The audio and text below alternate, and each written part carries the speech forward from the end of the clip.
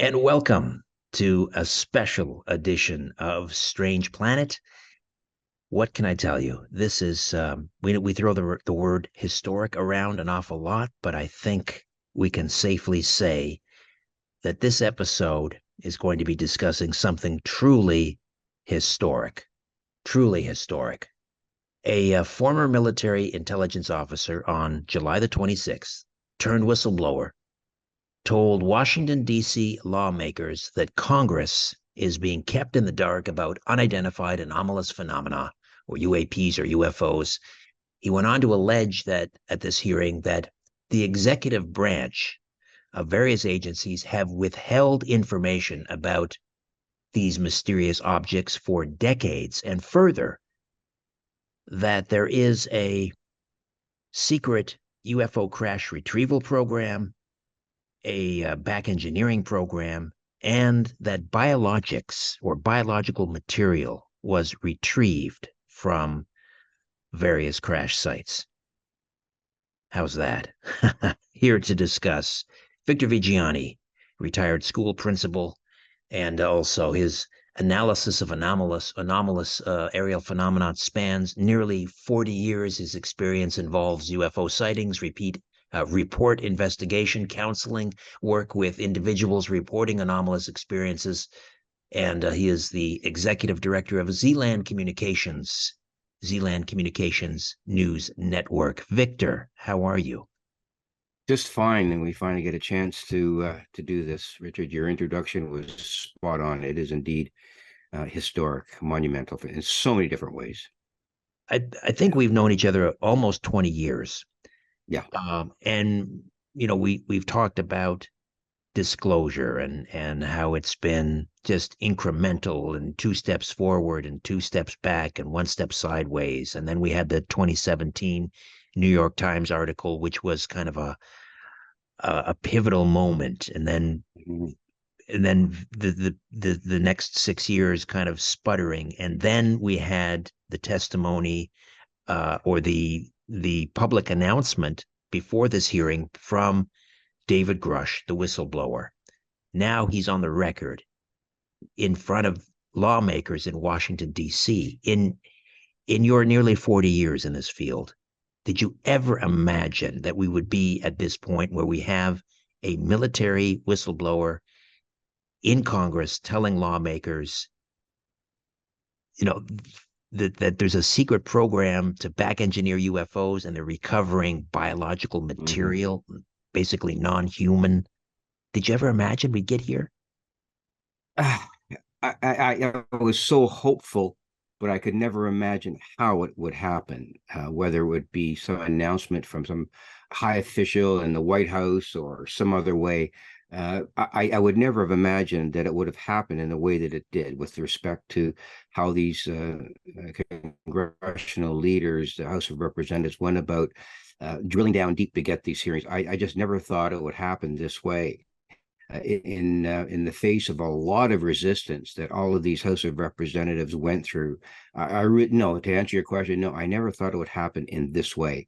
I thought it would happen in some other kind of way of some official announcement or whatever, or some former president coming forward and blasting the doors open or something like that. But I never really thought that I would see pictures of a hearing room with literally a couple hundred people in it, and just sitting there waiting for these three people to testify, and all the people at the panel up in front.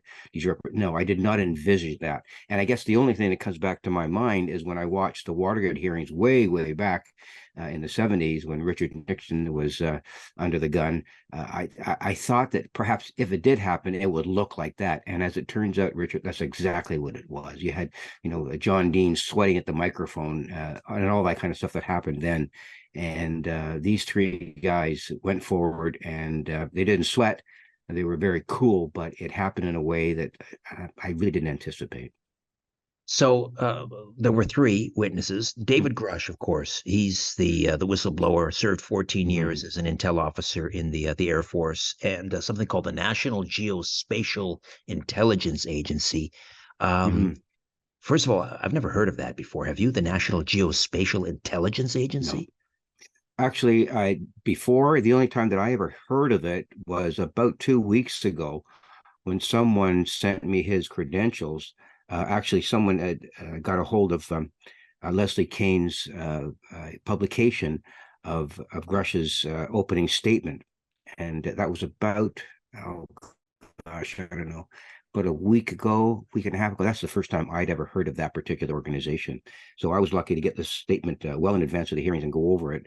So it did give me an indication as to what he was involved in, but I'd never heard of that specific organization. No. Now, Grush had gone public, before officially testifying before Hmm. this subcommittee on national security, borders, and foreign affairs. Right. He let the cat out of the bag, Hmm. which was pretty monumental. But it's one thing to hear his report outside of the House, and then to actually see him and hear him under oath Hmm. repeating those amazing Hmm. claims. As you're watching the live stream on YouTube of these hearings Hmm. that took place on July 26th, you're hearing him actually say these things out loud. What was going through your mind? Well, it reminded me of an avalanche, Richard, of information that uh, sort of was falling on people. And a couple of friends of mine were at the hearings, were in the room. And when he started to speak, particularly people like George Knapp, and I think Jeremy Corbell was in the front, and I think Steve Bassett was there too. I saw them in the pictures, and I know for sure Danny Shane was there, but I didn't see his face on the pictures of the audience. But people tell me who were in the room, as soon as he started to speak, as soon as he was using the words technology, back engineered, non-human intelligence, and biologics, you could literally hear people in the front row going, "Oh," the kind of, trying to catch their breath and saying, "Did he really say that?" And so that's the kind of impact that it hit the room with at the time. It just sort of, I know people had read his opening statement, but it was one thing to read something and to actually hear the man say it was absolutely astounding. When you mentioned bodies, he used the words biologics, which was his fancy way of saying bodies, but the impact was just as powerful in the way he put it. Victor, I'd like you to read David Grush's his opening statement. It's Okay. it's about 3 pages, Mm-hmm. but this is historic, and Mm-hmm. I think Yeah. Oh, yeah. you Okay. should do it. Yeah. I'll try to fumble through it here. Yeah, I've got it here in front of me. And he starts by saying, "Thank you. I'm happy to be here. This is a very important issue, and I'm grateful for your time." This is in front of the panel. And my name is David Charles Grush, and I was an intelligence officer for 14 years, both in the United States Air Force at the rank of major, and most recently from 2001 to 2003 at the National Geospatial Intelligence Agency at the GS-15 civilian level. A lot of technical terms here, That was which is the 20, military sorry, equivalent. 20, sorry to interrupt, Victor, but it was 2021 to Oh, 2023, just for the record. I think you said yeah, 2001 yeah. What the? to 2003. My Oh, yeah. apologies. Yeah, that's right. Thank you. Okay, which is the military equivalent of the full bird colonel. I'm not sure exactly what that means, but I was the agency's lead in unidentified anomalous phenomena and transmedium object analysis, as well as reporting to UAP Task Force, and eventually the All Domain Anomaly Resolution Office, AARO. I was a whistleblower through a PPD 19 urgent concern filing with the Intelligence Community Inspector General. That's very important. We should talk about that soon. Following concerns reports of multiple esteemed and credentialed current and former military intelligence community individuals that U.S. government is operating with secrecy above congressional oversight with regards to UAP. My testimony is based on information I have been given by individuals with a long-standing track record of legitimacy and service to this country, many of whom also shared compelling evidence in the form of photography, official documents, and classified official testimony. I have taken every step I can to corroborate this evidence over a period of 4 years and to do my best due diligence on the individuals sharing it. And it is also because of these steps that I believe strongly of the importance of bringing this information before you today. I am driven by a commitment of truth and transparency rooted in our inherent duty to uphold the United States Constitution and protect the American people. I'm asking Congress to hold our government to its standard and thoroughly investigate these claims. But I stand here under oath now. Under oath now, I'm saying that, emphasizing it. I'm speaking to the facts as I have been told them. In the United States Air Force, in my National Reconnaissance Office, reservist capacity, I was a member of the UAP Task Force in 2019 to 2021. I served in the NRO Operations Center of the Director's Briefing Staff, which included the coordination of presidential daily briefings and supporting contingency operations. And I should add right there that he did, in fact, participate in giving paper records to the president about this in the daily briefing. I'll go on here. In 2019, the UAP Task Force directed and tasked me to identify all special access programs and controlled access programs we needed to satisfy a congressional mandate mission. At the time, due to my extensive executive level intelligence support duties, I was cleared literally all compartments and in the possession of extreme trust in both of my military and civilian capacities. I was informed in the course of my duties of a multi-decade UAP crash retrieval and reverse engineering program to which I was denied access to those read-ins or read-ons. I made the decision based on the data I collected to report this information to my superiors and multiple inspector generals in the effect of their whistleblowing capacity. As you know, I have suffered retaliation for my decision, but I am hopeful that my actions will ultimately lead to a positive outcome of an increased transparency. Thank you for your questions. And then he's also got, if you want, the closing statement. He separated the two. Do you want me to go on with the closing statement? Yeah, let's do the closing statement. Okay, good. It is with a heavy heart and a determined spirit that I stand under oath before you today, having made the decision based on the data I collected and reported to provide this information to the committee. I am driven in this duty by the conviction to expose what I viewed as a grave congressional oversight issue and a potential abuse of executive branch authorities. This endeavor was not born out of out of malice or dissatisfaction, but from an overwhelming and unwavering commitment to the truth and transparency, an endeavor rooted in our inherent duty to uphold the United States Constitution, protect the American people, and seek insights into the matter that we have been looking at before us today. In an era fraught with division and discord, our explanations and explorations into the UAP subject seem to resonate with urgency and fascination that transcends political, social, and geopolitical boundaries. A democratic process must be adhered to when evaluating the data, and it is our collective responsibility to ensure that public involvement is encouraged and respected. Indeed, the future of our civilization and our comprehension of humanity's place on Earth and its in the cosmos depends on the success of this whole entire process. It is my hope that the revelations we unearth today of non-human reverse engineering I have reported will act as an ontological, earth-shattering shock, a catalyst for global resonance and reassessment of our priorities. As we move forward on our path, we might be poised to examine and enable extraordinary technologies progress in the future, which our civilization surpasses current state of affairs in our propulsion systems, material science, and energy production. The knowledge we stand to gain from this and cooperation of the norm rather than the exception. Just wow. Yeah, just wow is exactly right. That this has to be the most significant utterance, important utterance ever in the U.S. House of Representatives, or in any venue, I would have to say.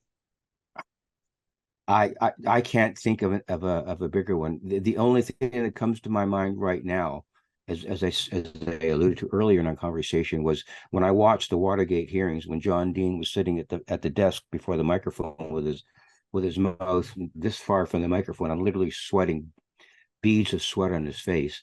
Um, that was monumental because it brought down a president, and that was the biggest thing that I ever heard in a congressional setting.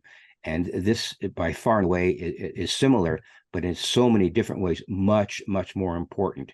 But it's just unfortunate that it's not being given the significance at this point in time that it should. But I think that time will come too. So it's another part of how really important what he said, and how the other two witnesses corroborated what he said. So let's just go back to the opening statement for a moment, because Mhm. you put a pin in this, and that was he became a whistleblower through a PPD 19 urgent concern filing with the Intelligence Community Inspector General, that's the ICIG, Mhm. following concerning reports from multiple esteemed and credentialed current and former military and intelligence community individuals that the U.S. government is operating with secrecy above congressional oversight with regards to UAPs. So I think you wanted to highlight this process by Yeah, which he became a whistleblower, the PPD yeah. 19. There's a really significant, I guess, distinction. Some distinctions that have to be made here. When he was in possession of this information, when he gathered all the information that he said he gathered from a number of individuals, a number of agencies, and he had this all, as did some other people too, but he was the main factor in possessing this information. And he, at the time, was being, I guess, inundated by requests for interviews about the stuff that he was purportedly in possession of, this information. So he couldn't go forward at the time to do these interviews. So what he had to do was go to a special office and do what exactly you just described there. He had to go and get this permission from this office that you just cited. He had to go and get permission from this office to talk publicly about his revelations, and that office gave him permission to do that, which allowed him to, first of all, stay within his special access clearance status, okay, and not break the law. So he was allowed by these people, by this office, to actually go forward and be interviewed by certain individuals that were planning to interview him. So that's what gave him the impetus and quote unquote permission to do what he did. And if he didn't get that, I don't think we'd be sitting here today.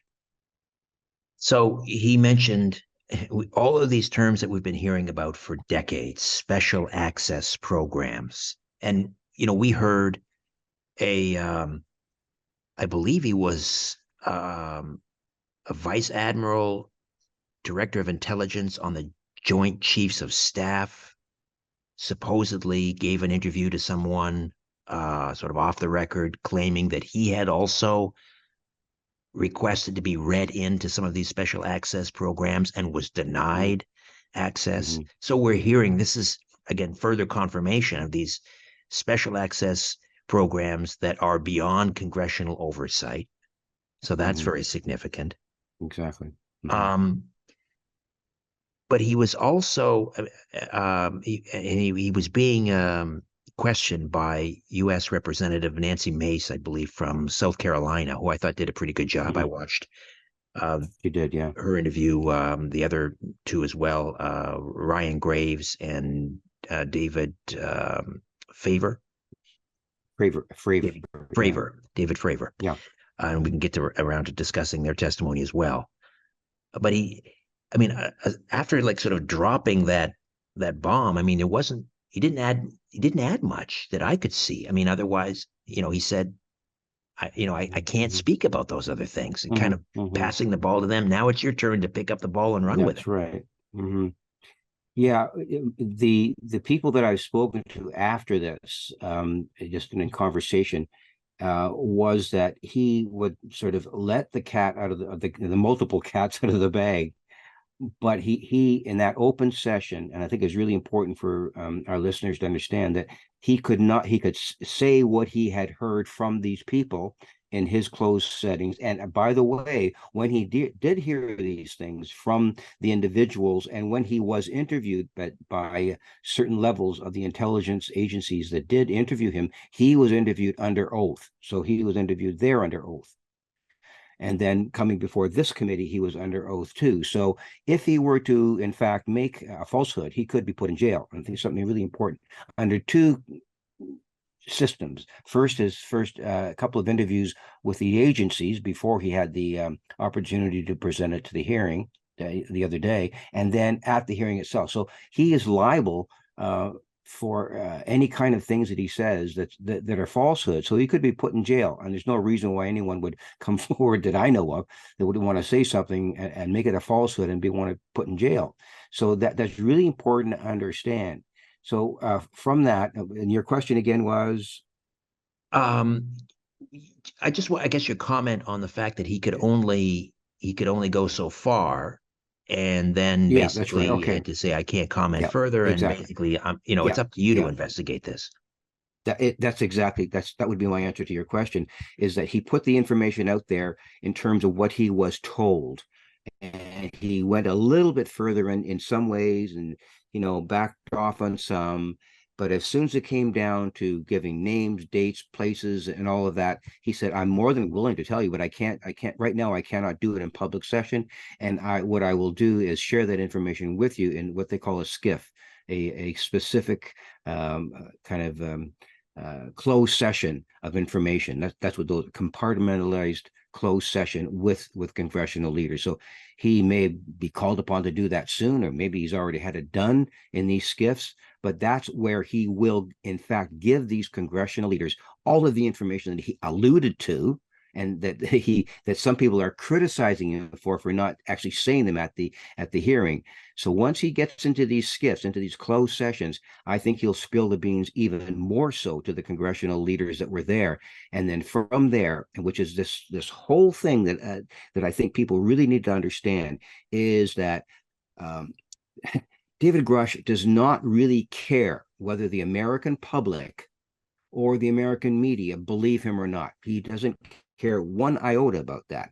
The only thing that he cares about is that Congress believes him and takes that information and runs with it. That's very, very important for us to understand, because once Congress gets this inside information, then they can move forward, not only with conducting more hearings, calling other witnesses, but it also gives impetus to Senator Chuck Schumer's amendment to the legislation that he's putting forward to the Senate about this the National Disclosure Act, that he is demanding that certain things happen with respect to the president naming and putting together a 9-member panel board of review to review UAP things, and it's all in the language of this Schumer amendment. So he wants the Congress and he wants the government to move forward with this, and he sees his testimony as, when you start a car and the ignition kind of goes and then the car starts. Well, he's put the key in the ignition and he's turned it on, and the Congress has got to go forward with starting the motor and drive the car to get towards some sort of legal and congressional oversight about what really happened. He's just the beginning about all of this. Victor, we'll take a quick time out, come back and discuss further as U.S. lawmakers now clamoring for transparency on the UFO issue. Back with my conversation with Victor Viggiani right after these. Every new season, we find a reason to improve our lives and our health. And C60 Evo organic edible oils deliver noticeable benefits quickly. A spoonful in the morning delivers energy and endurance all day long. And I sleep deeper and wake up feeling refreshed because C60 ESS60 works. Carbon 60 received the Nobel Prize in Chemistry in 1996 when it was used for industrial applications. C60 Evo's ESS60 is a breakthrough technology, upgrading C60 to be safe for human and pet consumption. ESS60 has been called a miracle molecule because of the physical and mental benefits people are enjoying. Their lab has a proven track record of 31 years and thousands of happy customers across the world, just like me. So treat yourself, your friends, and your family to C60 Evo and use my link EVRS to get 10% off your first order. Again, my link EVRS to get 10% off your first order. And we are back with Victor Viggiani, Executive Director of Zealand Communication and Zealand News Network. And how do we access that, Victor? Yes, you can go to zealandcommunications.blogspot.com. And I've got just recently put up a whole lot of media, mainstream media URLs. I think there's 11 of them: ABC, CBS, NBC, MSNBC, and different international ones describing their reaction to this.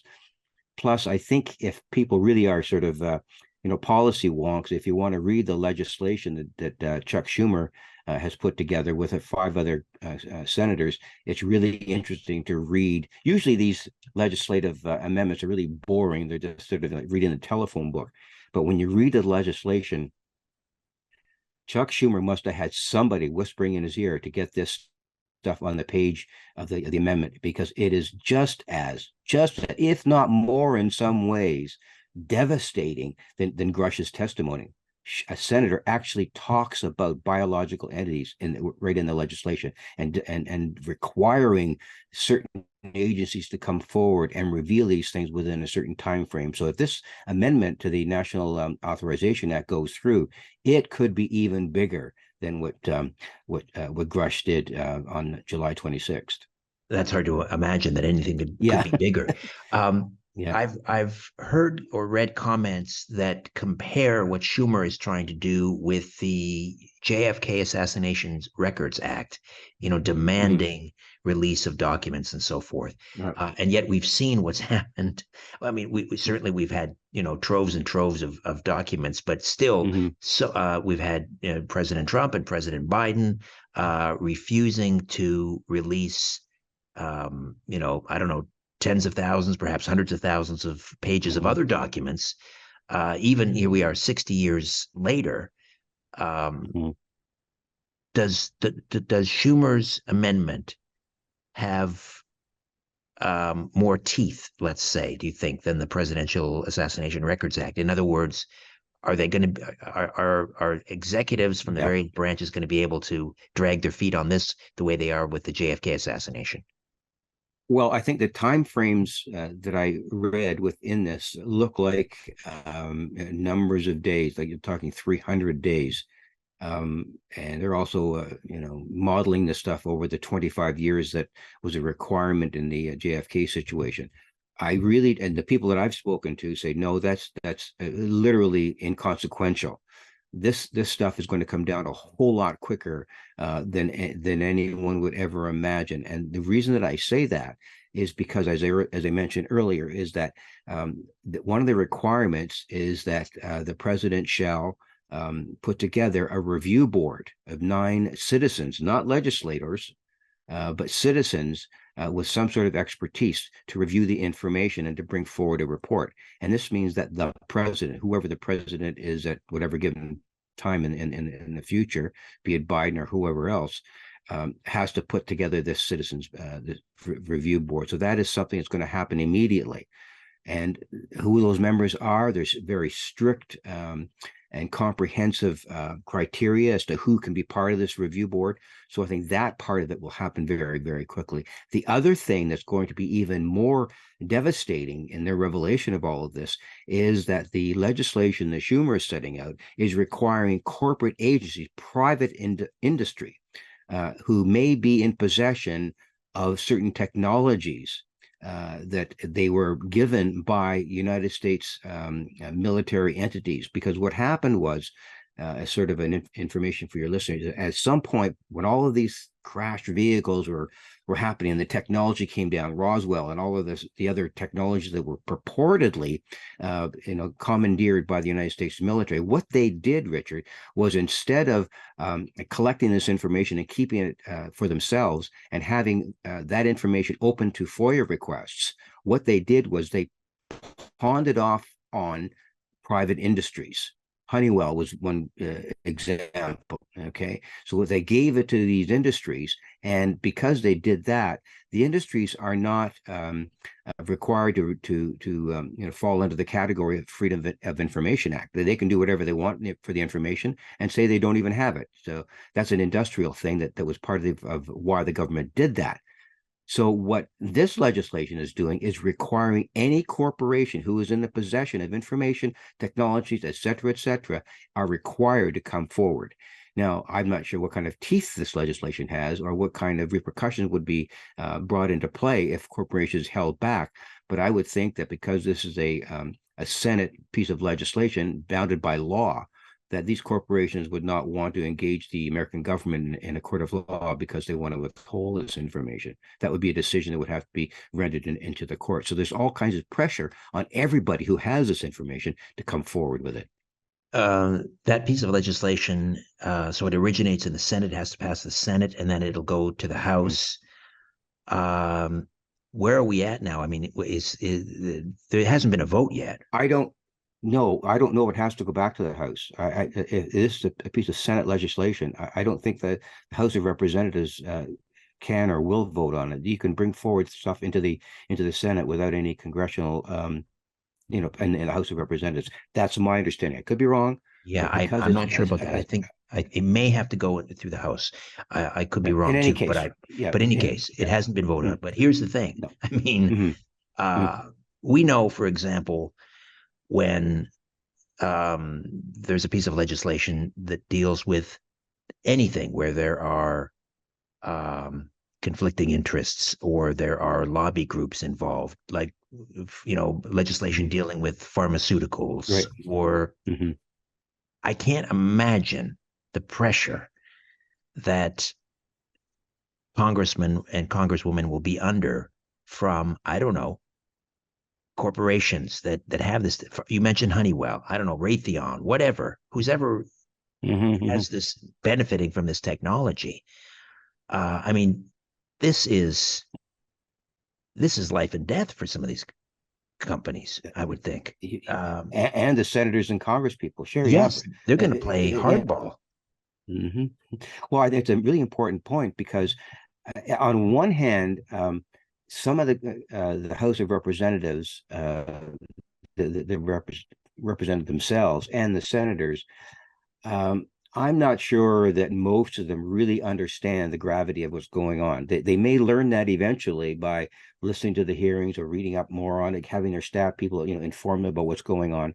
I don't think they understand the gravitas of what's going on. So that's one thing that may not really kind of propel them to get as involved as they should be. But once they find out about it, they're going to ask the question that that I've mentioned this to you before. Once these House of Representatives and these senators who know nothing about this stuff and get read into about most of it, either by way of just information that they get from the media or from their staff or whatever, if they don't know about this stuff, they're not well informed, they're going to ask the question, how long has this been going on and why don't I know about it until now? And they're going to be pretty upset that this stuff has been hidden from them for so many years by the Pentagon and by other agencies. And that in and of itself could motivate the House of Representatives in the House and the senators to sort of stand up in their hind legs. And you say, well, you mean you've been lying to us or you've been withholding information? That in and of itself could upset the whole apple cart in terms of support. And my understanding in all of this that's going on, especially the hearings and the Senate legislation so far from Schumer, it's bipartisan. There has never been an utterance, to my knowledge, of some sort of partisan, no, I'm a Republican, I'm going to look at it this way, or no, I'm a Democrat, I'm going to look at it this way. What everybody is doing, they're playing this thing right down the middle and saying that some agencies within the United States military and its government have been lying to not only Congress and to the Senate, but to the American people. And that is or will become a bipartisan issue. That's the strength of what's going on right now. So the pressure from other people, other industries, or other factions within the government, at the Pentagon, they're going to be confronted by some of these people and say, no, we've got information that you've been lying to us. And we think that we have the information in classified settings that we've received, that you have in fact been lying to us. Do you mean you can tell us that you do not have bodies? That you do not have, crashed vehicles from a non-human origin? Are you telling us that none of these UAPs are real? Is that what you're telling us? So those kinds of questions have to be asked in a broader sense within the Senate and within the House of Representatives if more hearings are held. Prying this lid off of 70 years plus 75 years of secrecy, it's going to get messy. And I don't Oh, yeah. think I'm exaggerating to suggest that there is No. a very real possibility before before this is resolved, or before we see the end of this, there will be bodies floating face down in the Potomac River. What do you think? Oh my goodness, this post disclosure era is going to get very, very messy. I think the pressure that was put on Grush, for example, just him alone, was immense, and he alluded to it 2 or 3 times that he was threatened and blocked here and there. But I don't think he really expressed the depth of what these threats really were. And if these threats were made to him, these threats have been made to other people too. And knowing how the Pentagon operates through some of my discussions with Watergate lawyer Daniel Sheehan, for example, he has shared with me that the Pentagon are just relentless in their opposition to this. Okay, and they will do whatever they have to do in order to stop this information coming forward. Now, in saying that, he also recognizes, as do some other people in the UFO research community, that there are factions within the Pentagon who want this information out. So there's vying forces within the Pentagon, or competing forces within the Pentagon to get this information out.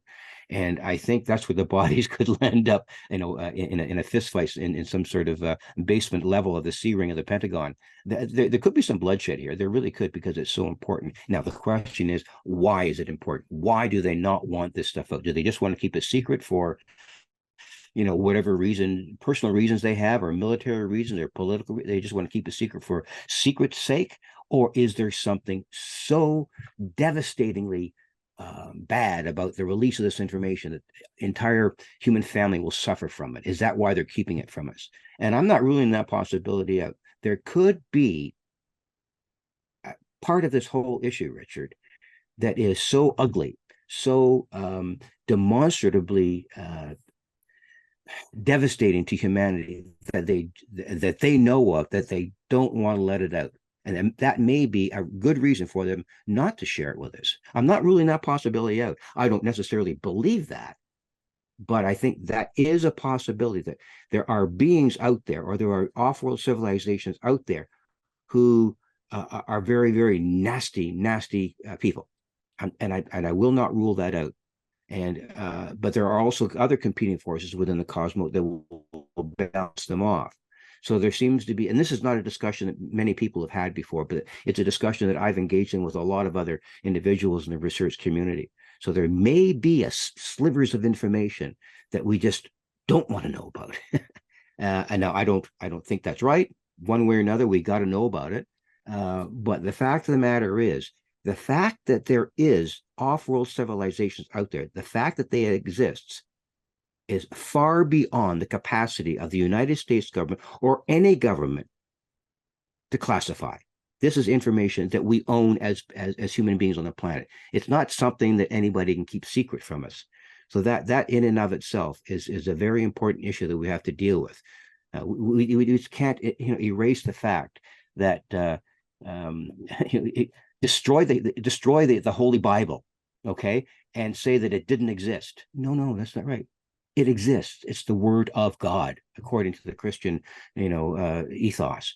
You just can't wipe that out of history. It's our right to know about it. And it's the same thing with this. The fact that off-world civilizations exist, extraterrestrials, is not something that any government can hide from us. So I think that part of the whole dialogue and the narrative has to be brought out, and that could be one of the reasons why Grush is approaching it in the way that he has. All right, another quick timeout. Victor Vigiani, Zealand News Network, Zealand Communications, back with more of our conversation right after these. November reminds us to be thankful and focused on boosting our radiant health before winter. And I use a potent remedy that's improved the quality of my life and deepened my sleep as well. I take C60 Evo olive oil every morning, and I have a lot more energy and mental focus all day long. My workouts are easier, and I have a lot more endurance. If you're into competitive sports, this is a game changer. Health is our greatest wealth, and Pura C60 ESS60 really works.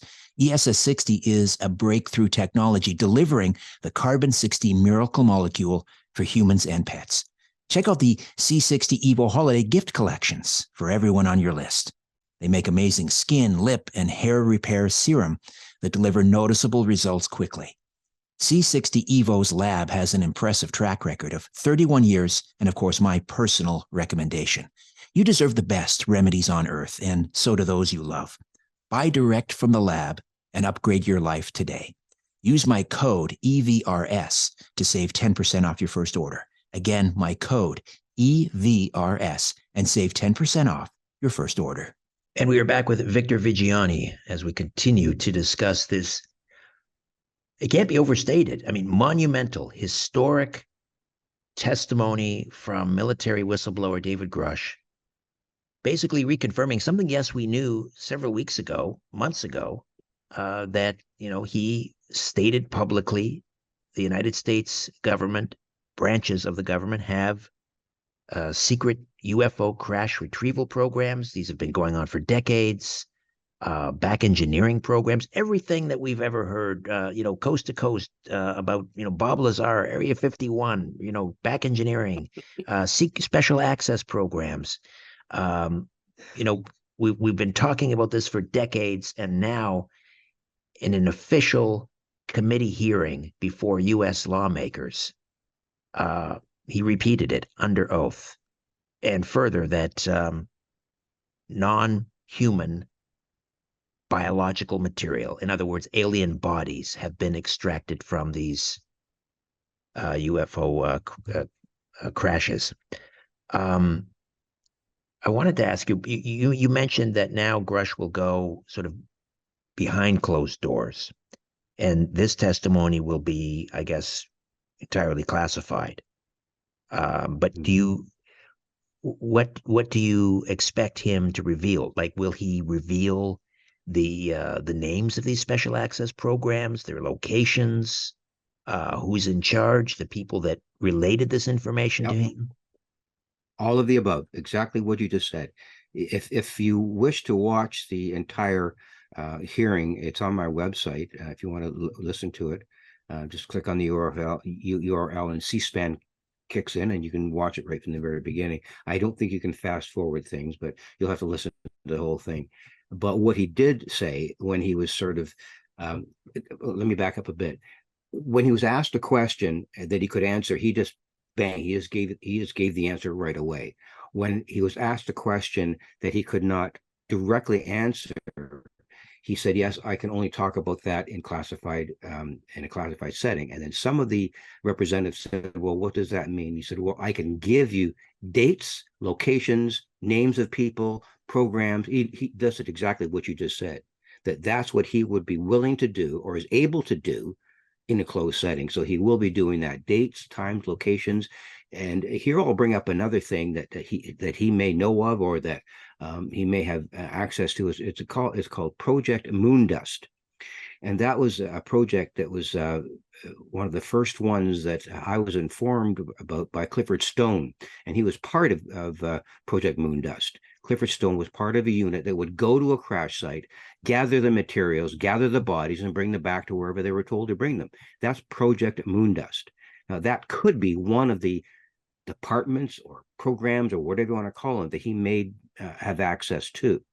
So those kinds of things, when that's revealed, once the dates, times, places, and whatever you just said, Richard, once they're revealed, Congress will have to move forward with that in order to challenge the Pentagon to say, well, here's this information. We know that you went to Peru in 1968 and gathered, purple material that was oozing out of a crashed UFO, and several of the military people who were in contact with that had serious health implications. What do you know about that? And that I'm describing to you something that happened in Moondust, okay? And Stephen Greer also brought forward individuals who were actually at crash sites that collecting these materials. So all of this stuff is definitely under the umbrella of these special programs. It's called the program. And if Grush is able to relate all of this information, or at least what he knows, or name other people who can add to his testimony, I think the Congress is going to have so much information to deal with that it's going to make their head spin. And they're just going to be sitting back one night after a dozen cups of espresso saying, what the hell are we going to do with all this information? And is this too big to bring forward to the American people? All of these questions that come into play, which I'll allude back to what you said earlier, that this could get really, really messy. And I think that's part of the whole narrative that could happen. This could get really, really messy. Do we know when David Grush is scheduled to go behind closed doors and give up this classified information? Not Weeks? that I'm aware Months? of. Yeah. I would say, well, I know that there are other hearings scheduled for September. Okay, the Oversight Committee is scheduling more hearings in September. So I would imagine that he will be brought forward in some sort of SCIF or closed setting sometime before that, within the next month and a half or so. So that's my understanding. That's what I've been told, that they don't want to ride the puck on this too much longer, because if they do, A, the public interest will wane, B, the media will be jumping all over Grush's testimony, and it'll just sort of fade into oblivion, which is not something that we want to happen. This is something that we have to keep in front of the media and the public and congressional leaders to say, no, this is not a dead issue. This is not a one-time thing. This has to be something that has to be sustained in terms of congressional awareness, public awareness, and media awareness. We have to keep the ball rolling on this whole thing. Very, very important. Well, not that the so-called legacy media is as influential as it was even 5 years ago or 10 years ago, certainly. But we still look, if it's not in the front page of the New York Times, it didn't happen. I mean, that's Right. the baggage that we continue to deal with. But Yeah. this should be, I mean, we've all seen pictures of the headlines on D-Day, and Yeah. in 1945 and or 1944 on the New York Times. I mean, or Pearl Harbor or whatever, 9/11. This is that kind of a story. It should be major headline news. All the TV networks, that's all they should be talking about. It should be on every newspaper every single day. And yet, and you can see some online stories. Oh, I mean, yeah. a guy just testified under oath before Congress saying the U.S. government is extracting alien bodies from spacecraft. Yeah. Well, you raise a really important issue. The media has been trained. Okay, let's put it that way. And when I say the media, I'll encapsulate everyone. Any mainstream media organization, right down to the smaller local newspapers. They've been trained to disregard this issue as fantasy. And I would imagine that kind of training or inculcation of a value within the media to dispose of this issue so quickly as just a flight of fantasy, as Paul Hellyer would have said.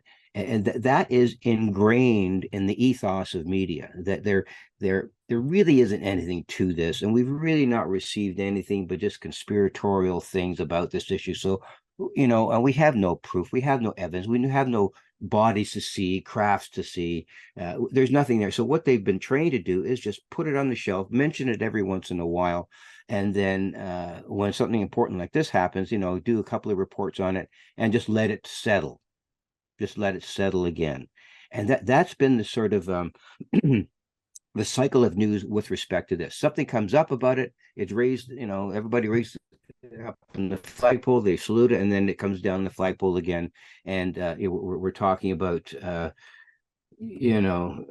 Shania Twain coming to Toronto for a big concert, or the death of Sinead O'Connor. That's the news cycle is like that. We all know what the news cycle is. So something that's really, really, really important can be put aside very, very quickly by the death of someone on the subway. That's just the way media works. And you know that, you probably know that better than I do. And this sort of inculcation of that ethos within the media is in play here. And I think that's why when I was watching MSNBC the other day, and I watched Fox News and CNN, all three of the networks played this up. Okay, they had segments on it. They had good, but then they just let it go. And now on to the news about the Trump indictments or whatever it was. They just let it. Meanwhile, every single one of those hosts on every one of those shows could be doing a full hour on this whole thing, but they're not. And my point there is that the media has been trained to redirect the attention of the public on other things because something is telling them that this is an issue that's not going to sustain itself. That's in their minds. There's no way that this issue can be sustained. And I think they're dead wrong. But I think more has to come out about this with respect to, I think, the technologies. If let's say, for example, the idea of just the technology, forget about the bodies for a second. If the ideas behind the technologies that we may have access to and that some of these industries are toying around with could replace any kind of fossil fuels, that argument has yet to be made in the general public. And even if it is, it's going to receive the same kind of ignominy that this whole UAP issue is. You mean to say we've got energy sources that will replace fossil fuels? Put that on the back page, Frank. That's what's going to happen. It just won't. The powers that be within the media are saying, no, our bills are paid by the oil industry. The senators are paid by we can't have that.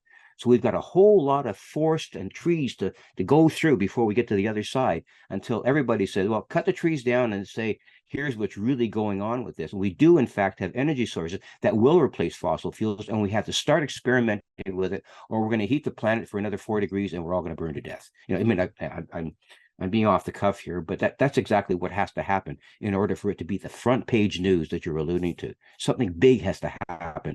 It's got to hit people in their pocketbooks. It's got to hit people at the dinner table. It's got to hit people in their churches, in the libraries. And as soon as that kind of thing begins to happen, the media will do, I think, what you're alluding to by realizing this is the biggest story in human history. So, I mean, but how can you expect that to happen overnight? Oh, so much more has to happen before that eventuality in the media that we see this every single day. Victor, just a few words from you on, in addition to the testimony from David Grush, there was Ryan Graves. He was the former Navy pilot, and he spoke out about encountering UAPs on various training missions. And then, of course, David Fravor, who was the one who spotted this large object captured in the now famous Tic Tac video during a flight off the coast of California in 2004. All three of them were sitting together and they were being questioned by U.S. Representative Nancy Mace from South Carolina. Anything from their testimony that you think is noteworthy? Well, I think what this obsession by the committee, and I don't fault them for it, this obsession by the committee with the national security threat of all of this, okay? And the United States government, the military, and whoever's been involved in letting this information out, the only thing that they really are concerned about at this point in time is national security. Are these things a threat? And what I think Graves' position there was, he was in charge of aerospace safety, having pilots report this stuff so that they would be given mechanisms, A, to report it without any kind of impunity, and then B, what are we going to do about airline and military safety in the air with respect to these UAP? Are they in fact a danger? Could there be crashes? Could there be intentional, shooting down of airlines by these UAP? Are these things in fact a threat? I think that was Graves' kind of central theme. Then that's the agency that he brought about, and that's why he was brought forward, because of air safety. That was his that's the theme of what he was saying. And I think the congressional leaders that were there, they just ate that up, because you cannot say that this is not something that people are fearful about when they fly an airplane, from here to London or in a jet someplace, that their safety is involved. So the Congress is going to obviously be very, very, very concerned about that kind of stuff. And then as far as David Fravor was concerned, his testimony was so key in that he actually saw this thing. It's not like, what Graves said, or what Grush said. He actually saw and experienced a craft in his airspace go from 50 feet above the water that he was flying over, going up, straight up in the air in less than a second to 85,000 feet. He actually saw that occur. And when you have someone who can actually see that, that's big testimony. Now, what kind of impact did that have? All kinds of doubts will swirl around the fact that nothing can do that. But in fact, he saw it happen, plus other things that were under the water. So, I mean, they represented three very, very specific niches of testimony. And I think that's what the Congress was trying to get at three separate: air safety, the sort of technology bodies thing, and then actual experience on the part of Fravor. So I think they hit quite a few nails on the head within each testimony. But I think having those three people there defined really strict conduits of information that they wanted to bring forward to the American public. And I think that's why they did it that way. Three separate sets of information for the Congress to ruminate upon, and for the general public to understand what really happened. I think that's why those three were there. It was either Fravor or Graves. I think it was Fravor, who still maintains there is this tremendous stigma about reporting such incidents, and that only about, in his estimation, 5% of actual sightings are reported. 5%. 5%, yeah. The interesting part of what he was saying is that being a United States Air Force pilot, there are some restrictions within the United States Air Force. And we know that well after much of these things that happened in the time frame that Fravor had them, U.S. Navy pilots were given permission by the U.S. Navy to report these things freely without any kind of impunity. And the U.S. Navy has been on the record as saying that they will allow their pilots to come in and freely be debriefed and tell about what they're saying without any kind of impunity or effect on their career. The United States Air Force has not done that yet, and neither has the Army or the Marines. So you can see how the United States Navy is far ahead. And in many, many other respects, I have yet to hear from the United States Navy about this, because you have to go back to Roscoe Hillenkoetter, who was an admiral in the U.S. Navy, and he was the first director of the CIA way back in 1968 or 69. He was the one that came forward and said, we have to have a congressional hearing or congressional oversight or congressional investigation about UAP back in 1968 or 69, when he said, and he was from the Navy. And that is yet to come out. And that is very, very important. It's way back in history, but it's still present right now. He's sort of the ghost in the back of the room that hasn't been recognized. Well, again, I'll use the word historic, and this has really just opened a whole new chapter. And I think things are going to start to, hopefully, I'm confident things are going to start to happen in a hurry. I mean, I don't think it's out of the question that within the next several years we could actually see some sort of physical evidence of these crashed UFOs, or even biologicals. Well, Richard, it's great that you should say that, because if you look at the speed at which this stuff occurred from, let's say, 1950 till the turn of the century until, I guess, 2015 or so, it was at a snail's pace. Things just moved along. You dropped a grain of sand every 2 or 3 years about something, but nothing really happened. It was a snail's. But since that 2017 article in the New York Times by Leslie Blumenthal and Ralph. Leslie Kane and Ralph Blumenthal and Helena Cooper. Since that article, things have been speeding up all the time. They've been just launching into a trajectory where more and more and more information over the past 2 weeks, Richard. I just personally, I can't keep up with it. I literally cannot keep up. That's the first time this ever happened. Usually things lollygag every once in a while. You get something hot here. But the last 2 or 3 weeks, within the last month or so, it's just been daily, and it's going to speed up. And I think eventually, very, very soon, we're going to see exactly what you just said, that it's not within the realm of impossibility that this is going to be sort of put under another basket for us to deal with over the next 25 years. It's going to come out, and it's going to come out big time. It has to. I don't see any other way that this can go. I really don't. Well, it's been an amazing journey, Victor, and Yeah. it's been great to share it Yep. with you.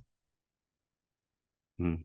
Thank you so much. Well, it's been a pleasure, and I congratulate you for taking the time to do that with me and for other people that are involved in this. So let's hope that we're moving in the right direction, and we can bring more news to people as the weeks and months unfold. Give us the URL where they can stream it on Zealand. zealandcommunications.blogspot.com. Thanks again. Okay, take care, Richard. Hi there. If you want to watch the rest of these episodes, please head over to my Rumble channel, Richard Serrett's Strange Planet. You can watch complete episodes there. New, complete, unedited episodes drop every Monday, Wednesday, and Friday. Again, the Rumble channel is Richard Serrett's Strange Planet. In the meantime, I want to thank you for supporting this YouTube channel all of these years. However, the problem is I never know when I'm going to run afoul of the censors at YouTube. I never know when I'm going to end up in YouTube jail. There doesn't seem to be any rhyme or reason. And in fact, 2 more strikes and this YouTube channel will be taken down altogether. So help me fight big tech censorship, enjoy the complete unedited episodes, and join the rest of the Strange Planet community over on Rumble. Again, Richard Serrett's Strange Planet on rumble.com. See you over there.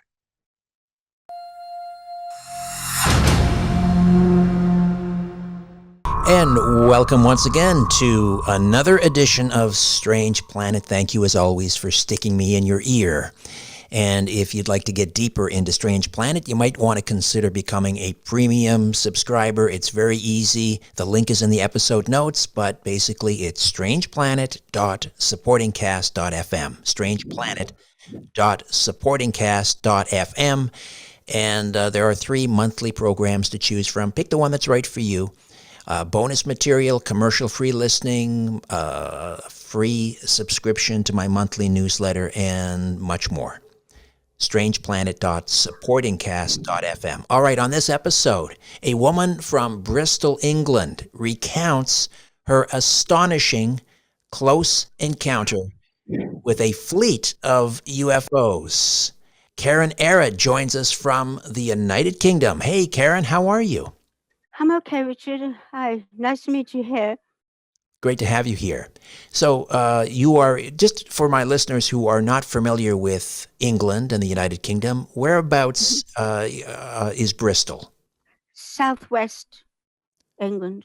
Southwest England. All right. Mm-hmm. And just tell us a little bit about yourself. What do you, tell me about what you do. Well, I was in retail in my friend's shop, but she moved abroad. All right. Okay. And so this happened, I believe, in September of 2021. Is that correct? I was out cycling on my bike, and I've done that for many, many years in the dark. Often I'm usually alone for many, many years, and I'm familiar with what's in the sky. I have to correct you. I met our extraterrestrial neighbors in the universe, not UFOs. All right. Okay. So you were out for your nightly bike ride, and how you're in Bristol. Tell us where you were heading on your bike ride and what the countryside is like. Oh, lovely and quiet and peaceful. That's why I go there on my own, to have some peace. It was more towards Chippenham, Wiltshire, where I was heading towards. I can't remember the exact spot because I was in the dark. Right, but it's very rural there. It's like rolling hills, beautiful countryside. Yes, very quiet indeed. That's why I go out there. And are you on a like a laneway or a busy road? Well, not so much busy, more of a country road. Okay. So you get the occasional car or lorry that goes by? Occasionally, but it was very quiet. Okay. And the exact date was in September 2021 was? The exact date? Oh, gosh. I'm not sure. Was it the 19th or something? September 19th, 2021. hmm All right. And what was the sky like? Was it a clear sky, full moon, Dark. a dark sky? Yeah, dark sky. You I couldn't see don't remember stars? seeing. Oh, no, I didn't really notice any stars or anything. And how about the moon? Was the moon out? I don't remember seeing the moon. Interesting. Okay. So, But I saw our extraterrestrial neighbors. all right, and we'll get into that in a moment. Okay. So you're riding along on your bike. Do you have a hmm light on your bike, by the way, like reflectors or? Oh, of course, yes, at nighttime. Yes. Yes. Okay. Yeah. So, Well, red lighted and white light, yes. right. Okay. So set the scene for us. You're riding along this country road near Wiltshire, England, and hmm just take it from there. What happens? Take us step by step. Well, I looked up at the sky, and I'm used to seeing things in the sky, and I knew it wasn't something I've ever seen before. There's totally no noise, and our otherworldly neighbour's craft has a floating, gliding motion to it. They don't fly like our craft do. It almost floats and glides, and I knew what they were straight away. And well, had you seen something like that before, or why did you know what they were straight away? Why did you assume? Because I've been cycling on my own in the dark since I was a teenager, many years, and I'm familiar with what's in the sky. Okay. And I knew what they were. Had you seen anything like that before? No, because they're from another world. They Okay. don't make any noise. Our craft makes noise, Right. and it has a floating, gliding motion. Okay. I So, knew what they were, and I was correct. so describe in detail what you saw and what they did. I got off my bicycle, and I did have my camcorder on me, and I carry my camcorder and phone and things on me often. And I waved up at them, but when I did, I saw some of them go invisible straight away. They literally went invisible, but not all of them. Okay, but I need you to give me detail on what you saw. Like how many were they? What color were they? Where were they in the sky? That sort of thing. There's about 15 of them flying together, just like a sort of all a light in the sky. What color were they? You can see my footage. Like a sort of bright sort of like a white kind of color. Whitish. Okay. They were white. Yeah. But I got off my bike, and but some of them, I was waving at them friendly. They reappeared, Okay. and they started to observe me. And I kind of cycled towards a tree area, and two of them came to observe me behind the trees. That's when I saw how you will usually see them close to our Earth. And that is tilted on the side, which is what you will see in a genuine encounter with extraterrestrial beings is this. Can you see? Yes. That looks kind of orangey. Were they orange? When they tilt, they are. It's an energy that powers our otherworldly neighbor's craft. Just bring that a little closer to the screen, if you could, to the camera. There we right there. Perfect. Can you see? Yes. Okay. Well, that's interesting. So it's turned on its side at this point. Uh-huh. So they look like your typical disc-shaped craft. Yeah. That's an energy that powers our otherworldly neighbor's craft. Close to our Earth, to see them as a solid craft is very rare indeed. I'd say maybe really high up in the sky, like from a plane or something, perhaps, but even that's unlikely. This is what you would see in a genuine encounter.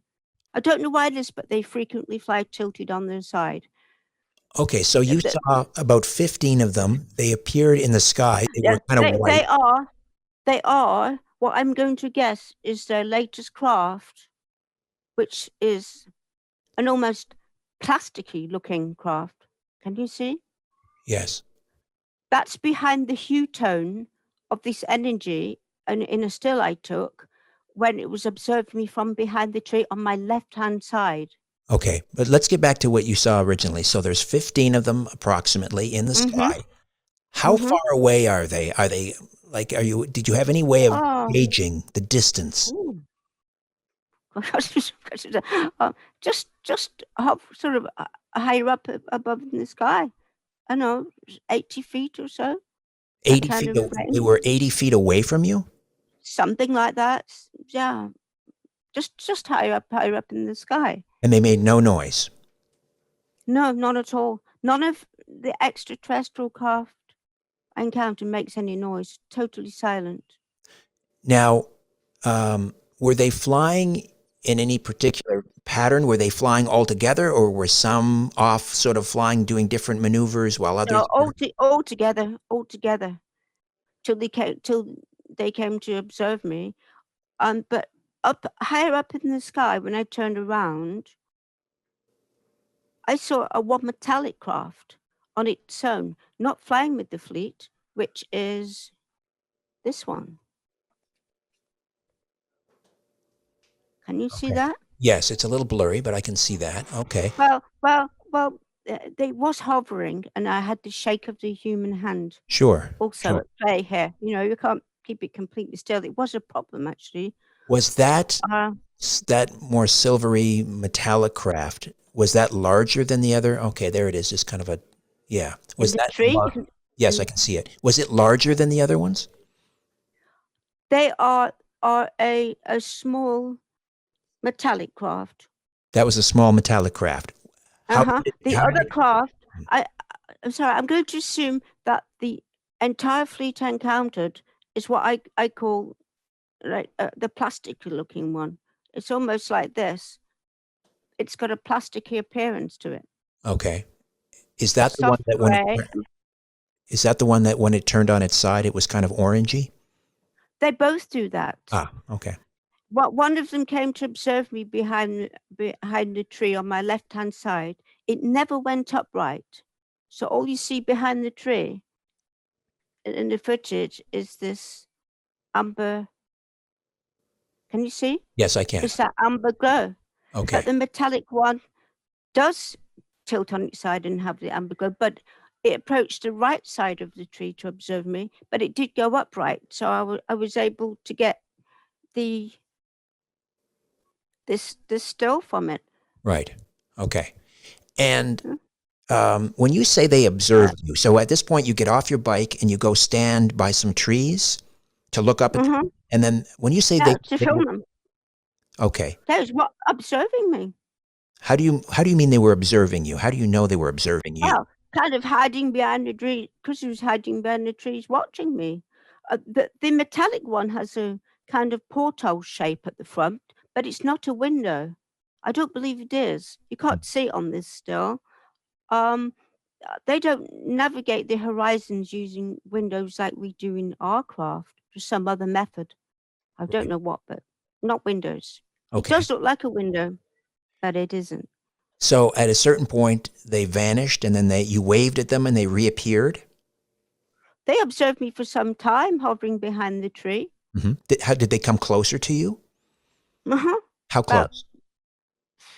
7 feet away.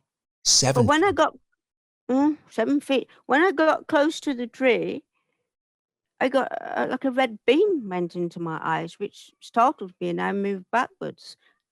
And it remained behind the tree, the smaller non-metallic craft. And that's when I reopened my eyes and I saw the metallic craft going in almost in slow motion, invisible. Usually it's instantly, but it was just a gradual process. The manipulation of gravity is definitely part of their technology. Okay, Having observed this.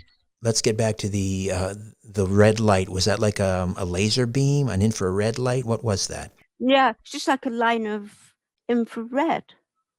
I Okay. got, you can see in the video clip I have that I got very close. Now, I'm not sure what happened, but it went into my eyes and it made me move backwards. And I saw the metallic craft go invisible in slow motion. Did when the red light hit your eyes, was it painful? No, it was just a light. No, not at all. They instinctively closed as they would, and I moved Of course. backwards What do you think the and away purpose from of them. What do you think the purpose of that light was? Perhaps I got too close to that amber glowing energy or something is my thinking, but I don't know for sure. So it was a warning. Maybe step back. Maybe it just made me to stay away. Yeah, too close to the energy. You can Uh, see in the footage I filmed that I'm very close near. That was when it was behind the tree, making me stay back probably. Okay. So and how many of them were 7 feet away from you? How many of these craft? The two, the one metallic craft on the right hand side, and the smaller non-metallic craft, which is this one, Mhm. was on my left hand side. But others just flew around my head, but they kept a distance, 12 feet and that kind of thing. At one point, two larger version of this Mhm. passed over my head, and one was right over my head. And I looked up. I tried to film it, but I could not do it at that awkward angle Right. with my camcorder. But it looks. What was it like? Yeah, I have to draw it. It had landing legs in the base of it. This is a drawing. So you're What I looking kind at of it from saw. underneath, what it looks like. Uh-huh. Ah, okay. Pretty close. Pretty close. Not a whimper of sound. Floating, gliding over my head. If It's they were like 7 feet away from you, how big across would they be? What would the diameter of one of those crafts be? the smaller one. The Well, smaller one. I guess, sure. Let's start with the small. Let me think. Around maybe just over 1.5 foot to 2 foot. So Whereas like the large, this big, like tiny. no, not that tiny. I'd say they're small, lightweight beings. It's for small beings they're carved Okay. and low ceiling height. I don't know, 2 foot. 2 foot This is a across. smaller version. Yeah, but this one, The one with the landing gear would be how far in diameter? How big? the larger one. The other one was about 30 seconds after. It was at the right hand side. It's yeah, about 10 foot. I 10 just foot. saw two, about 10 foot. It's a larger version of that one. I Right. sort of drew it. I drew it. It's not quite as dark as that. But Okay. can you see? Yes, I can. Okay. So kind of a classic saucer shape. Well, it's more like a sort of pancakey flat shape. Absolutely no visible windows whatsoever, whereas the metallic craft has a porthole shape at the Right. front. We'll It's all been I'll insert that. We'll put the video for those of you watching this on Rumble and YouTube. You can see the footage here. This is going to be inserted after we record this. So if you can, from memory, Karen, just kind of describe. Imagine now we're rolling the video. Just explain what we would be what we're looking at here. a fleet of extraterrestrial beings from another planet. In this vast universe, mankind has barely stepped foot. And it was an amazing adventure, and it's all genuine. Here's the certificate. It's been tested. Okay, wait a Can you second. see it We're okay? rolling. Yeah, but I'm rolling the video now, so I need you to describe what we're looking at in the video as best you can remember. A fleet of our neighbors in the universe Okay, but from another physically, what do planet. we? Yeah, I understand that, but just give me a description. I need details, like how many craft. The fleet flying together in the first video is the smaller non-metallic craft. Okay. After I'd filmed that, I did see a smaller metallic craft, the one with the porthole shape at the front in the sky. They Right. came to observe me, that's all. And a little later on during the night, two larger version of the not non-metallic craft, which is this one. Okay. One flew right over my head. But it was difficult for me to focus a lot of the time because it's Understood. dark and the shake of my hand. I filmed what I could. Of course. Now you had it. You were holding up a certificate. Let's have a look at the certificate and explain what that's all about. A Can professional. you see it okay? It says Adelhaus. There's a website. It says Certificate Professional Video Editor. This video clip submitted by Karen Era. Hold it up a little bit higher. Is that okay? Yes, hold it right there. I'm reading it for people who aren't watching the video. This video clip submitted by Karen Era on December the 6th, 2022 is shot on a device and not created using any special effects, in my professional opinion and observation. And it's adilhossain.com. That's the website, AEAULHOSSAIN. That's the name of the video editor, I'm guessing. He has a website, and he's certified that the video that you submitted to him that we just saw has not been doctored, let's say, or edited in any specific way. In other words, he's authenticating the video that you sent me, that you sent. That's correct. Okay. Is that okay to move it back down? Yes, that's fine. Is it okay now? Yes. Okay. And also the photographs, did you have them submitted for authentication? It's all from the same footage. It's all genuine. Oh, I see. I was partly brought up in the church, and what I am is a very straightforward person and honest. Yes. Of course. It's all genuine. This was the device I shot it on. That's same as the one metallic. Okay.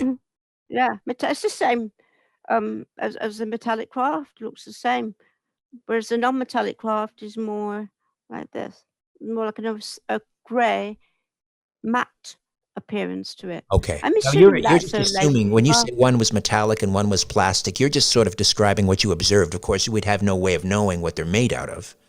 You're just describing, I guess, because one was kind of shiny, that was metallic-like, and the other was seen to be.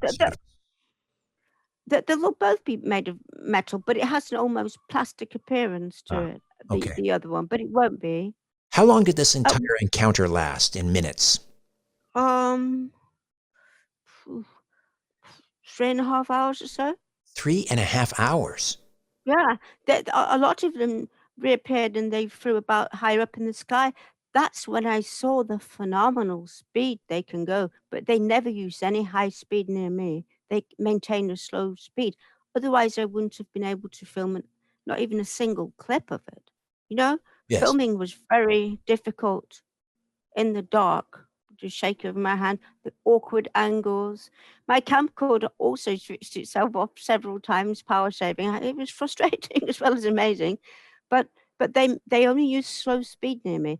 But when they reappeared, when they first went invisible, I saw a few of them go from one point in the sky higher up, to the other point within a split second, and the way they just moved to the left and right. There's no human being could withstand the maneuvers that they make, not even at slow speed. They are made very different from us. All right, we'll take a quick time out. Come back with more of my conversation with experiencer Karen Era from Bristol, England. Stay with us. What would it feel like to reclaim your health, your vitality, to sleep deeply, to live fully, to address health at the root, at the cellular level, so that your body can detect damage where you have it? Imagine living younger, longer, having the energy to do what you want to do when you want to do it. Discomfort fading away. ASEA Redox Supplement harnesses the power of your body to heal itself, giving you the ability to power your potential. This is one of the most profound health, athletic, and anti-aging discoveries of our lifetime, and we need the world to know about it. If you want to learn more about ASEA, visit strangeplanet.teamasea.com, strangeplanet.teamasea.com, and be sure to text or call my colleague and friend Lynn at 443-254-6024, 443-254-6024 to order or for additional information. ASEA Redox Supplement. It's truly wellness redefined. And we are back with Karen Era from Bristol, England, who is taking us back to September 19th, approximately 2021, out for a bike ride in the rural United Kingdom countryside near Wiltshire. Many of you will know Wiltshire. That is a number of, well, it's very famous for crop circle formations out in Wiltshire, England. Anyway, one night she's out there with her camcorder on her bike, and she notices a fleet, as she described them, of craft that she insists are extraterrestrials, our galactic neighbors. And as she observed them, she got off her bike, stood under some trees. They came closer within several feet, 7 feet, and she was able to capture some of them on video. Then they went, and this whole encounter was 3.5 hours. About that, yeah. And were they, at some point they went up higher, much higher into the sky. That's when you were able to observe their incredible speed and maneuverability and so forth. Some of the craft remain higher up in the sky, but at no point did they ever use any high speed near me. And there's no way I could have filmed them. It was difficult enough with slow speed. It's a miracle I have any footage at all, Richard. They are very evasive, sad to say, and they can just go invisible in an instant. Right. Were they showing off? What were they hanging around for 3.5 hours? They wanted you to see them. They wanted you to record them. Is that? I was very friendly with them. At first, they went invisible. Not all of them, a lot of them. But I was waving friendly. I wasn't shooting at them in the sky, right? As I've heard we often do. Right. I was friendly, so they warmed up to me. I have to tell you, I saw one of the smaller non-metallic craft change shape and form before my eyes, just about 10 feet away or so. And it has, this is it, I'm going to show you. Yes. It looks like a light bulb. Can you see that? Yeah, it looks like a flare or even a candle light. Yeah. No, but it's a light bulb shape. Okay. And I observed it, and it was moving like dancing left to right, left to right, left to right in the sky like this. And all of a sudden, it started to vibrate fast and faster and faster till it flipped into what I'm assuming is their latest craft, which is this one. This is just my sketch I did. Right. I called it that one. Yes. Well, this is the real picture of it. Behind the tree, observing me, tilted on its side because it never went upright behind the tree on my left-hand side. You can just see it through the amber energy. I just made that out with this still. Can you see it? Yes. Can you see it? Yes, I can. It's not metallic looking. Oh, okay. So for 3.5 hours, did they ever shine the red light on you again? No, it was only when you can see in the video you have that I'm very close to the tree, and as I pointed out, that craft, the non-metallic craft, the smaller version, never went upright from behind the tree. Okay. It observed me totally tilted on its side, belly up. But I got a little close there, and that's when it went into my eyes. Nothing dangerous, nothing harmful. I did wonder what it was to myself, and I was a little bit worried, but nothing happened. It was fine. I just moved backwards and away. I think I got too close. And maybe so you looked at your watch and you determined that you were out there observing these craft, and they were observing you for about 3.5 hours. About that time, yeah. Right. Around that kind of time. Was there any moment where you lost consciousness, or no. you were alert for the entire time? Yeah. So in other words, there was no missing time. No, none at all. The ceiling height of even the larger craft is very low, and they're very lightweight beings. It's designed just for them. Right. Okay. It is not designed for a human of my height. I'm 5'6". They must be 2 foot shorter than me, and they're very lightweight. I can tell the way the craft hovers. They're lightweight. Well, you mentioned though that one of them was 2 feet in diameter. So the whatever was on board that craft must be incredibly small. Less than a foot. Yeah, in the length. Yes. But the ceiling height was probably shorter than that. They're small beings. It's designed just for them. Right. But a human being could not withstand the maneuvers they make. Correct. Not even at slow speed. It's not possible. They're made without dissecting one. I don't need to. Very differently from us. They are externally and internally. Right. Very differently made. But what did you do after? Okay, so 3.5 hours, and then what? They eventually just flew off, disappeared. How did the Because I had a beam in my eyes. I backed off really and moved away. I saw the metallic craft go invisible in slow motion. And then the other one, I actually didn't look back at that one. Yeah, they seemed to disappear. They disappeared on me. They appeared, then they disappeared again. And they can go invisible from any shape and form, be it the solid looking craft or the amber, the amber Yes. the amber shape, which is the energy that powers their craft, and it surrounds it when they tilt on the side. Oh, How did the they can encounter go end? invisible. How did the encounter end? They just kind of disappeared, and I knew I had to get back home, so I just cycled off. But it was an amazing encounter there. Was there any attempt Amazing little things. Was there any attempt by you to communicate with them? I don't know, telepathically and verbally, anyway, in any fashion. I kind of tuned into them, I would put it that way, and read them well. I think they're good beings. They're good. Okay, you tuned And into they them. were What happened? How did they communicate with you? they didn't I didn't speak to them. I didn't speak to them at all. They They didn't. remained in the craft. But I did see a human-looking being in a bushy area for 30 seconds who could be next to you and but shoot off a kind of electricity from his fingers. But it was 30 seconds I saw him for.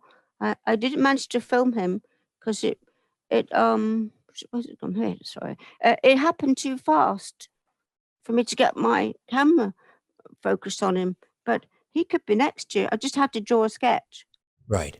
Okay, so there's a man with And electricity emanating from his yeah, fingertips. You oh, saw yeah, him in the bushes. yeah, like a bushy area. Yeah, yeah. But he could be next to you.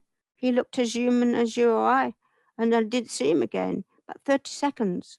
And then he Yeah, vanished? so I don't know where he went because he was on the bushes. It's about 70 feet or so away. I just didn't see him anymore. He wasn't there. So he was there and then he wasn't there. Yeah, it's correct. 30 seconds, I'd say. And Not in. I have to ask you this, Karen. Is it possible that the man you saw from 70 feet that had some sort of light emanating from his fingers, Yeah, he wasn't a device. It definitely came out of his fingers. how can you tell from 70 feet? Well, because I looked across at him. Okay. I was looking at his hands. It came out like a kind of electricity Right. or an energy, Okay. but he was there for 30 seconds. I didn't see him again. Right. Because, my follow-up question would be, is it possible that that man, whatever he was coming out of his fingers, was responsible for what you were seeing in the sky? Is there any way that's No, possible? Okay. no. I don't know who he was, but I saw this. How was he I'm dressed? telling you. I mean, I saw the picture, but was he wearing normal clothes? Is it possible Yeah, that, yeah, it just looked like normal clothes, but I mean, it was dark. yes. I was mostly looking at his hand. Or what I saw shooting out of it, but he could be next to you. It could be I'm telling the right. truth. Right. Do you think he was at all connected with what was happening in the sky? Probably, probably. I've never known a human on Earth shoot electric from their fingers. Have He wasn't electricity. holding a device. Okay. So after the encounter, which lasted about 3.5 hours, you got back on your bike and you rode back home. What did you do then? Mhm. I was just, I felt to myself, I was privileged that they allow me to get so close and film them because normally they won't. It's next to impossible to get any proof of encountering our otherworldly neighbours. They are very evasive, sad to say, but I found it was amazing. I think they're good beings. And I've heard. Have you heard of Bob Lazar? May I ask? Of course, Have yes. you heard of him? Area 51. Um, Absolutely, yes. yeah. Uh, he mentions that he found some documents that they made 60 plus corrections to our DNA to make a human creature. I've never seen these documents, but I'm inclined to believe him, and that they refer to us as containers. I have experienced ghost spirits in the past. I didn't manage to film anything yet, but I'll see if I can in the future. And I heard the voice of one of them, which leads me to believe consciousness survives beyond the flesh and blood body and Yes. some kind of afterlife. Yes. And I'm pretty sure when they refer to us as containers, that's what they meant. He said he doesn't know what they mean. Perhaps he's never seen a ghost, but I have, and others have. And Right. I'm pretty sure that's what they meant. But I'll see if I could get some footage at a later date or sometime and talk more about that. So after you had this incredible encounter that lasted 3.5 hours, did you start to research to find out more, or No, I went to bed. It was late. no? But I mean afterwards. In like, how did this change your life, if at all? Well, I just felt privileged that they allowed me to get any footage of him. It's not everything I'd like it to be, but I mean, things were happening fast. The Of course. shake of the human hand, the dark conditions, the awkward angles. I did the best I could with what I had. No, Mm. it's some remarkable footage. We'll take another time out, Karen, and we'll come back and discuss Okay. further. Stay with us.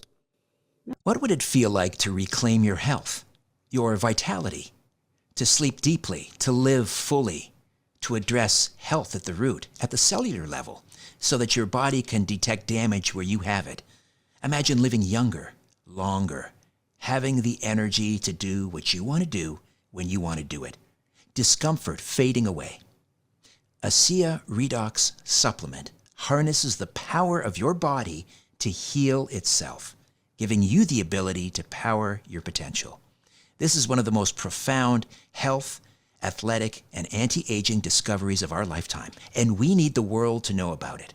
If you want to learn more about ASEA, visit strangeplanet.teamasea.com, strangeplanet.teamasea.com, and be sure to text or call my colleague and friend Lynn at 443-254-6024, 443-254-6024 to order or for additional information. ASEA Redox Supplement. It's truly wellness redefined.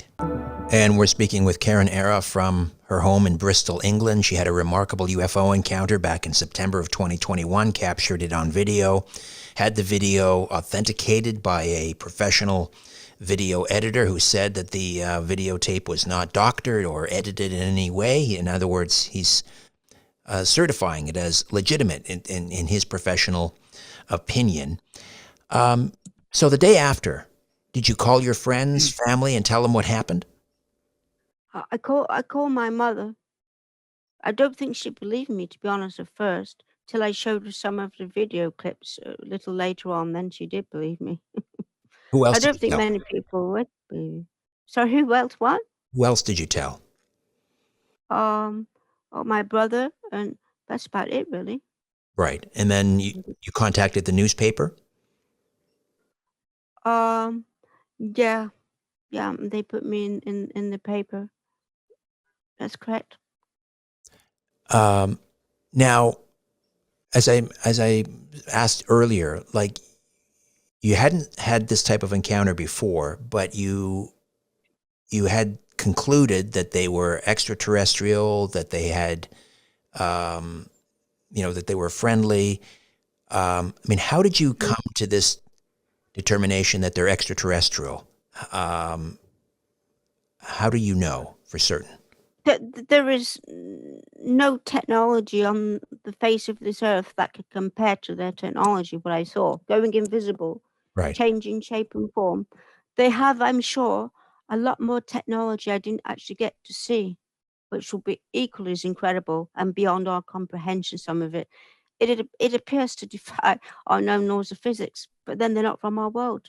Right. There's no doubt whatsoever they're our neighbors in the universe. Let me give you something else to consider. You mentioned that you grew up in a church. Is it possible that what you were witnessing were angelic beings? No, they're beings from another world. Why? Why couldn't they be angelic? Well, I'm sure they're good, and they have a protective stance towards mankind. Yes. I've heard how they are or have been spotted around nuclear weapons sites, Yes. and they find that the weapons don't work. Yes, I've talked about They that don't many like times. us to have such weapons. They want us to live in peace together. Yes. And this is my strong feelings about this. They are good. Right. Right. So you don't think it's possible that, or do you think it's possible that they could be angelic beings? Not I don't know. extraterrestrials, not from No, another planet, but actual, maybe interdimensional. no, no, they're from another planet. I'm Why? not too sure how they go invisible because I saw the craft and technology. Right. Okay. You know, because Yeah, there are craft that are mentioned in the Bible, for example. So some people have concluded that they are, or they could be, angelic, God's messengers. they're intelligent, small creatures from another planet in this vast universe. Mankind has barely stepped foot for absolute certainty. There's no doubt about it whatsoever. And I believe Bob Lazar anyway. Okay. And and he describes exactly what I experienced with them, the manipulation of gravity. What else holds them in the seats at these incredible angles other than that? Right. Okay. But we could not withstand this, Um, the way are they you move. are you hoping to have another encounter? Well, I wouldn't mind. I was thinking, if they could get a craft with a a larger ceiling height, not as small as it is, and there wasn't a problem with bacteria because I'm not, I don't know about that being from a planet so far away. Maybe they could take me for a ride around the universe and I could film it, and perhaps they could climb aboard my shoulders and I could take them for a ride around the woods. That would be great, wouldn't it? But I That would would be have been there something. all night with so many of them. So, do you go out to this? Do you ride your bike out to the same location, hoping to see them again? Well, yeah, sometimes I have, but I go all over the place. I have to say that at one point, one of the smaller non-metallic craft was being mischievous, playing games with me, and it came to the right-hand side of me near my camcorder and was performing maneuvers up and down in front of my camcorder. I couldn't focus on it because it was moving Right. too much, but it was um the amber shape I'm showing Right. you here. Right. The amber Where colored. you where the amber color, yeah. In a genuine encounter, this is what probably all you would see for the most part, is this amber glowing energy surrounding the craft. It powers our extraterrestrial neighbor's craft Okay. And how did you determine that the amber color that is responsible for giving them power? because it is. There was just one time I looked up and I saw it coming from out of the underneath of one craft, but usually it's when they tilt on the side and for some reason it surrounds the craft. Okay. Well, it is the energy that powers their craft. All right. Anyway, it was being mischievous. They was being mischievous. I'm sure they were. Some Mhm. of them have a sense of humor. Have you since joined? I don't know, a group, for lack of a better term. I know you don't like the term UFO, but have you joined any UFO groups? Are you, no, not interested? No, no, no, not really. No, no. I've actually encountered some abuse with this. People disbelieving what it is. I've had a couple of people I've showed it to. Oh, it's a Chinese lantern. I agree, and I've seen Chinese lanterns that the amber glow is very similar Yes. to the amber glow of the Yes. craft, but you can see that it's a totally different shape. I've actually suffered abuse, which has made me upset because they gave me something extraordinary and exceptional, and I will never forget them. It was amazing. And has it changed your life in any way? No, no, not really. I just feel privileged that they allow me to film them. They knew I was filming them, Yes. and Were you a believer were you a believer in extraterrestrials before this experience? yes, You were. I remember being 10 years old, looking up the sky once, and just knowing we can't be alone in such a vast universe. Look at the diversity of life on Earth.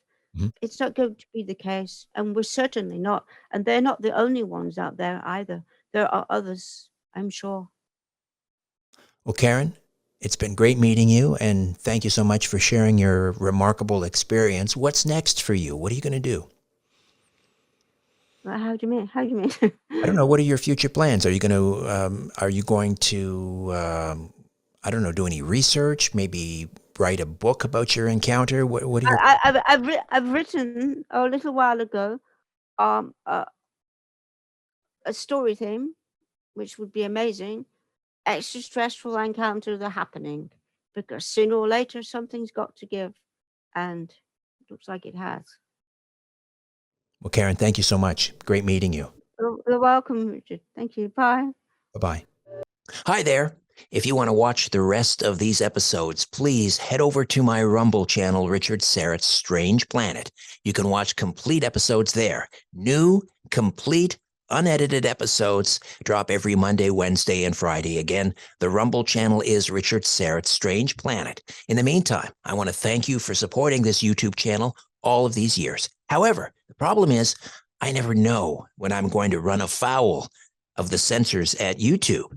I never know when I'm going to end up in YouTube jail. There doesn't seem to be any rhyme or reason. And in fact, 2 more strikes and this YouTube channel will be taken down altogether. So help me fight big tech censorship, enjoy the complete unedited episodes, and join the rest of the Strange Planet community over on Rumble. Again, Richard Serrett's Strange Planet on rumble.com.